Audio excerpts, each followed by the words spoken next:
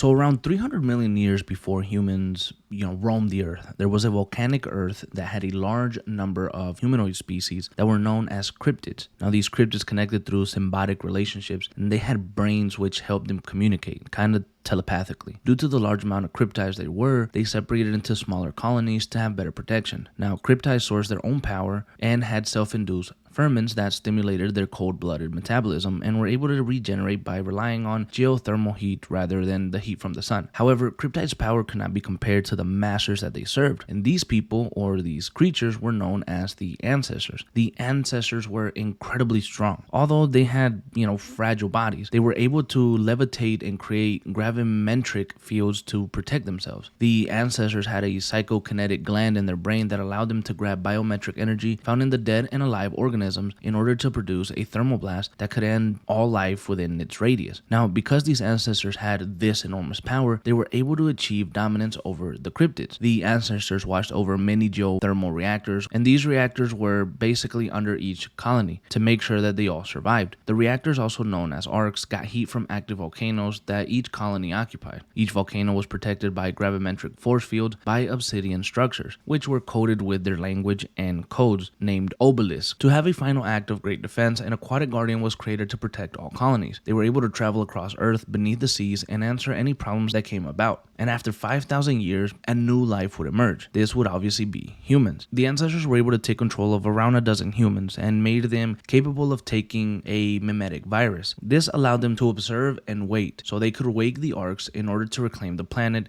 when they thought they were ready. 150 million years passed, and only a few humans were aware of the cryptids ecosystem living below the Earth. And in the 21st century, David Archer, who was part of the Special Air Service, led a 6-man team in Pakistan. And after a mission failure, they would be waiting for exfil. However, the operator in charge denied their return and led the team of 6 stranded in caves for about 6 weeks before they were finally rescued. But before their rescue, David Archer came into contact with a colony of cryptids. He became obsessive and wanted to discover everything that there was about the cryptids. Now, when Archer returned home, he was evaluated where a psychiatrist believed that his head was leading him to imagine these aliens. However, that did not stop him from wanting to find out the truth about the cryptids. Archer gathered scientists that would help him find the aliens that he saw and create a program named Nightfall in Point Barrow, Alaska. Archer and his team planned to collect samples of the cryptid lifeforms, and during an archaeological dig of cryptids in Yucatan, Mexico, the language of the cryptids were revealed. Archer knew that he would need help deciphering this language as it was apparently dead. He came across Dr. Samantha Cross, who had a neurological condition that easily helped translate over 27 languages. She was quickly brought to the Nightfall facility, and she was put in charge of the project. However, as months passed, the Federation would launch an attack on the Odin space station, and they would hijack it, taking control of the center and launching orbital strikes to every major city in the west coast and the southern border. A stray missile would hit the volcanic site of Caldera Peak, Colorado, which revealed the colony of the cryptids that were underneath the Rockies.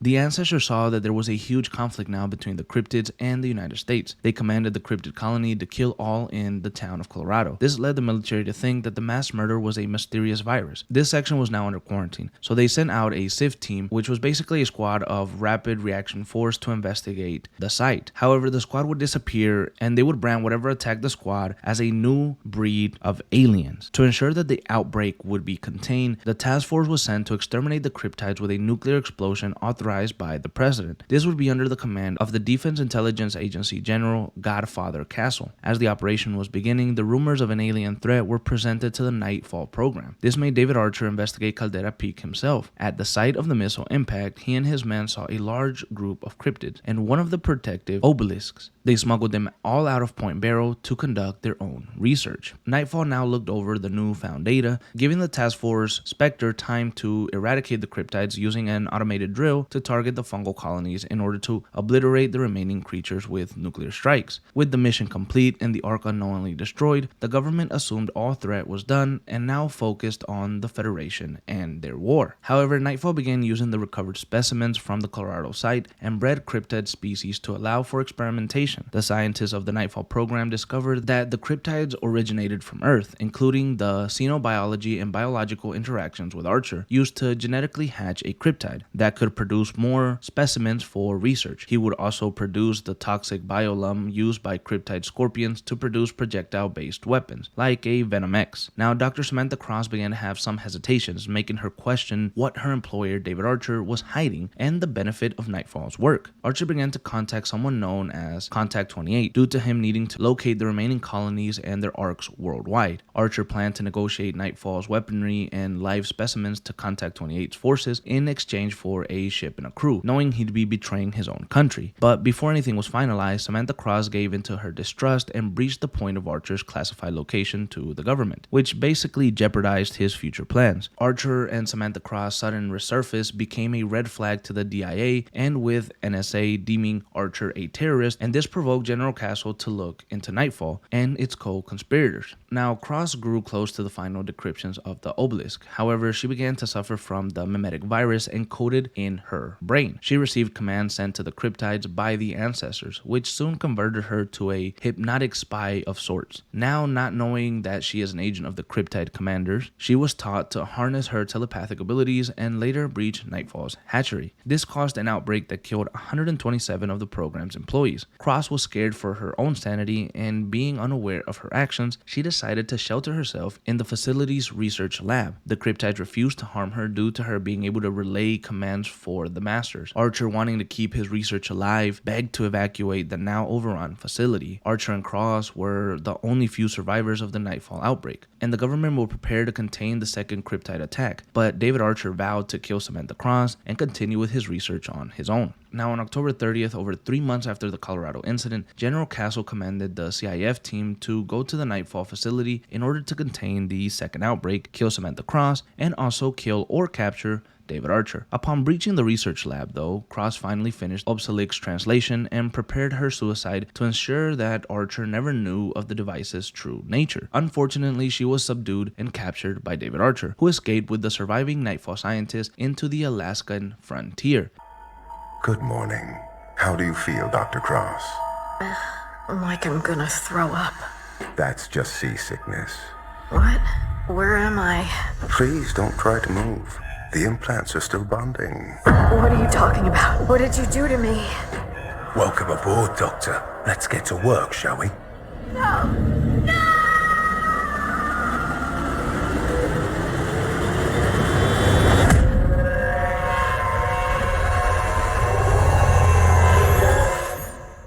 For over 3 weeks, Archer oversaw ongoing experiments on Samantha Cross, which led him to discover how to tame the cryptids. Samantha Cross's brain reacted as a beacon, guiding Archer and his crew to their colony, with the help of an employee of Nightfall named Dr. Kaiser, a world-known scientist in neuroprosthetics. Now, Archer strengthened the clairvoyant with the device that was linked in Cross's brain. The beacon amplifier allowed the arcs to be located easily. Kaiser interrogated Cross under the orders of Archer, who was convinced that Cross was the key to diverting control from the unseen cryptid masters. Cross claimed the ancestors manipulated her into unleashing the cryptids. As the voyage continued, the crew began to suffer from nightmares that they believed were coming from Cross. One man even attempted to shoot Cross. However, Archer decided to feed him to the cryptid larvae. Archer began to experiment with anti-cryptid weaponry, fearing for the voyage's safety, as he knew that the cryptids were now able to survive underwater. Archer finally believed that he learned the secret to controlling the cryptids, and he would develop plans to create a large-scale sonic weapon. Utilizing the power of Cross's brain, Archer hoped to yield a weapon capable of killing all cryptid organisms within a radius. Now, the government began to be fearful of a potentially horrible scenario, which was then classified by the government contingency program code Exodus in a remote desert of Southern California. Exodus was to be used in a total cryptid invasion. General Castle was relocated to the Exodus site and oversaw the technology and research that were terminated by Nightfall program, dispatching members of a unit task force to raid an archaeological dig site, and after securing and acquiring the Venom X prototype, the squad alerted nearby Federation forces. A standoff then would begin from both sides that were determined to bring back Nightfall's work for the good of the country. Now, Archer attempted to make peace with General Castle. He wanted to join forces since the human species were basically now considered endangered. Archer would show his experimental competitive weapons, including blueprints for what he called Medusa. General Castle agreed, and he would recruit Archer as a double agent in the war against the cryptids, under the circumstances that the research was handed over to the Exodus program. I can see the arc! Frag out! Fire in the hole!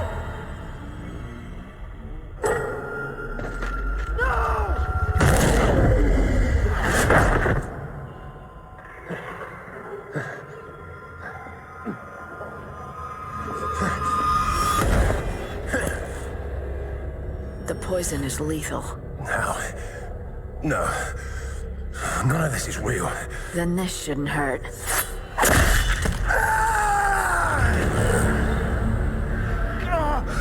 What do you want from me? Same as everyone else. I want to make a deal.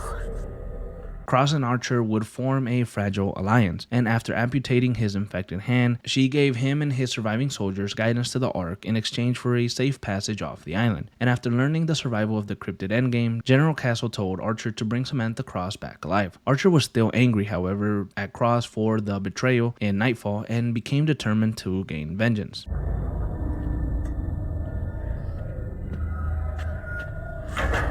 We're done here, lads. Time to say goodnight. Careful where you point that thing. Sir, are you okay? Archer's lost it, man!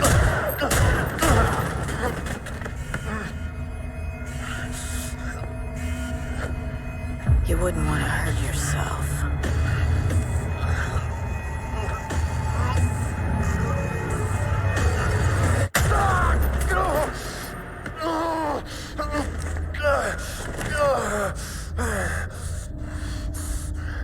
Of all the people who are gonna die today, no one deserves it more than you.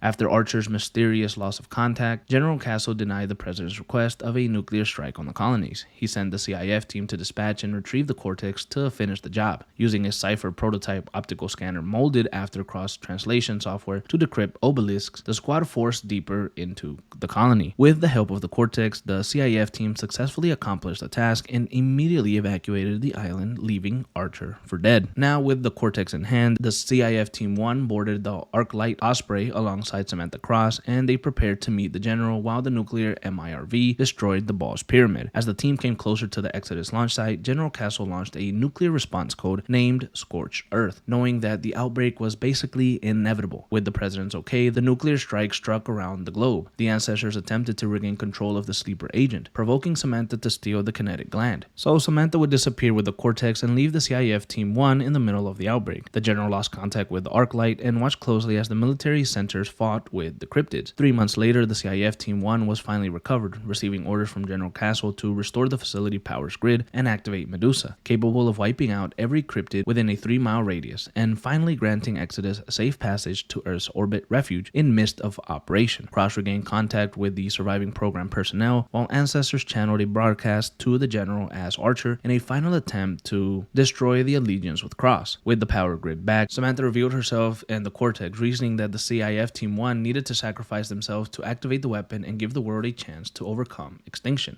In one final order, General Castle commanded his men to defeat the upcoming cryptids led by the ancestors. As the Cortex accumulated bioelectric energy from the hundreds of cryptids killed, the Exodus spacecraft prepared to launch. Cross included as a passenger after finally proving her loyalty to the human race. Upon reaching fruition, CIF Team 1 detonated the Medusa while the spacecraft launched, and the blast frying every cryptid brain in its radius and killing the 4 operatives in the process. Now in safe passage to the space station, Cross acknowledges that her powers were key in humanity's future retaliation. History repeats itself. One species falls, another rises to take its place.